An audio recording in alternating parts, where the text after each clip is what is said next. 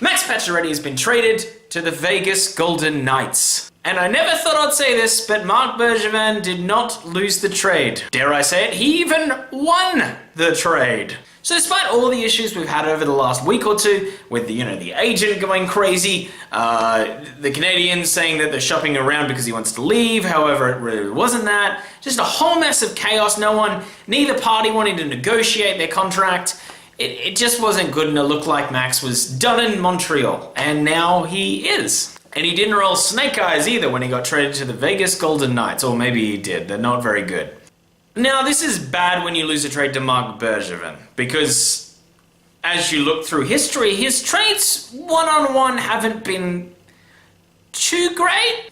Bergevin on the trade call, I assume, did something similar to this. Guys, we're going to trade Pacioretty for Tatar. What do you mean I can get something else? Nick Suzuki. I don't want a motorbike.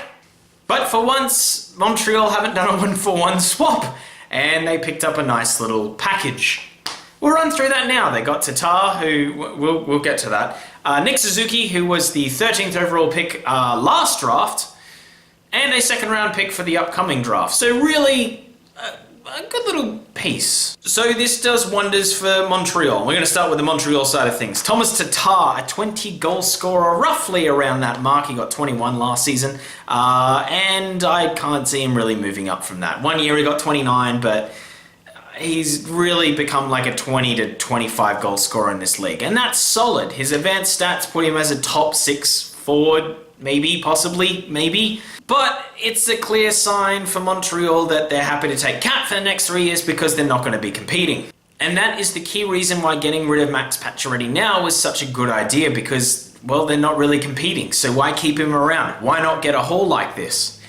Then Nick Suzuki, who got 100 points last season in the OHL, and during his draft he got 96 points in the OHL for Owen Sound. He's a blue chip prospect, and he is a center. He will start pro next year, however he'll probably play in the minors and be sheltered, I'm assuming. Have a really good year down there and then come up, or maybe come up towards the end of the year. Not make a huge impact, I don't think, in his first season in the NHL. He will be a solid player.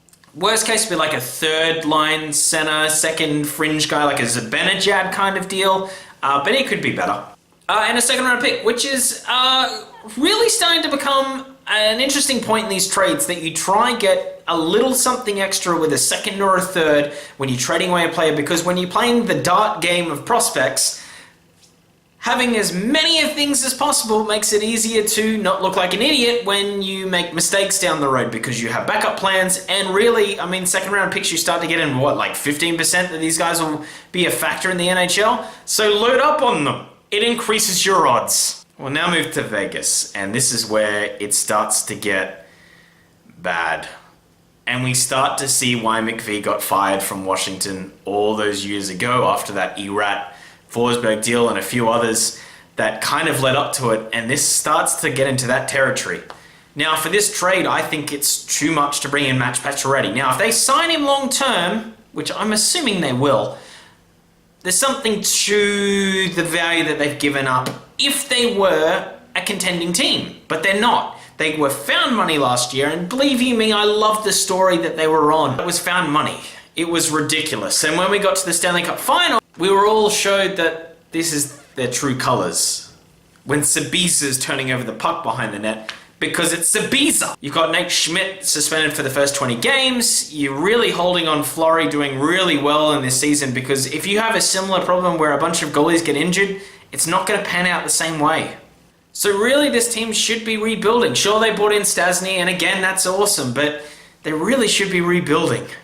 Now, that's just those pieces, but then you think, how did they get Tatar in the first place? Well, it was a trade with the Detroit Red Wings for a first round, a second round, and a third round pick. Really, for 28 games of Tatar and Pacioretty for maybe 1 year, you have given up a first, a second, a third, a second again, Nick Suzuki, and Thomas Tatar. That's not good. Not great. It is a real mismanagement of what you have to get one player in.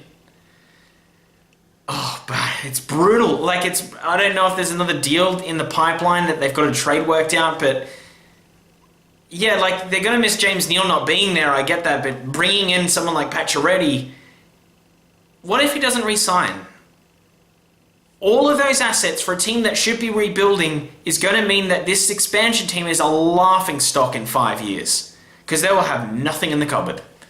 Everyone would have gone, and they'll be just dwelling at the bottom, like they should have done at the start. And sure, again, the run was amazing, but now it's time to get serious and go, right, this is probably what we are. We don't need to trade away our young assets to try become a bubble team? Maybe?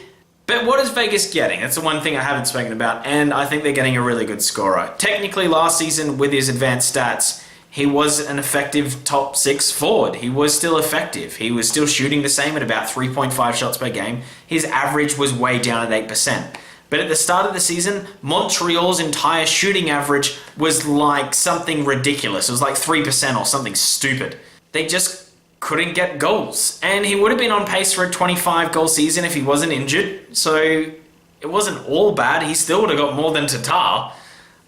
So they're at least getting a good amount of production out of him. It's just, I don't think it's going to really save them. It might this season coming up, but down the road, they're going to need to pay this bill eventually of being an expansion team and being really bad for a while. It sounds like it's going to be a lot more pain in the future for Vegas fans. Anyway, guys, that is the whole video. I don't know what you guys think of the trade. Put that in the comments down below. I definitely think Montreal have won this. They're in rebuild. I mean, they got a Kekniemi kid in the draft. They got a few others that can play centers. And again, the problem's not going to be solved next year or the year after, but 3 or 4 years, we'll be talking about the Montreal Canadiens again. They might even keep Carey Price if he can stay healthy for, maybe 2 years of probably a bad team. Come year 3, I think this team will be okay. I really do. And if they suck this year, which is probably good, and they get a really good draft pick, all of a sudden, not looking too bad. If you did like this video, hit that like button. Otherwise, hit subscribe. It really does help me out. And we love it. We love it here at It's a Hockey Nut. We also have a podcast where we're reviewing the Montreal Canadiens, believe it or not.